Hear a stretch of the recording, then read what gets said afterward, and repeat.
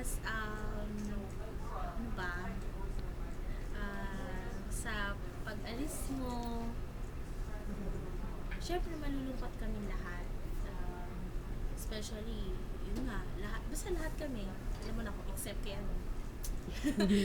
Pero, sabi nga ni Sheila, nagkatabi kami, uh, on the positive side, we should be happy for you kasi, ano yun, bago mong journey, tsaka kailangan lahat tayo nag-grow. Kasi yun yung part ng growth stage mo. So, Ayan, tanda na, growing pa rin. oo, it's a career. Okay, okay. So, yun. And thank you kasi marami na yung times na pinakita mo na yung trust mo yung trust mo sa akin. And yun yung very important na memory for me na yun nga. So, thank you doon. Tsaka yun nga, you're not just a boss for us, you've been a friend.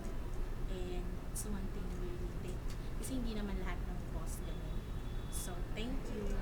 Tsaka last, we're not sad kasi mawawala yung supervisor namin. Pero we're sad kasi mawawala si Ernisa. So, bye-bye boss and good luck sa trip. Magbabakasyon kami doon. Bye-bye!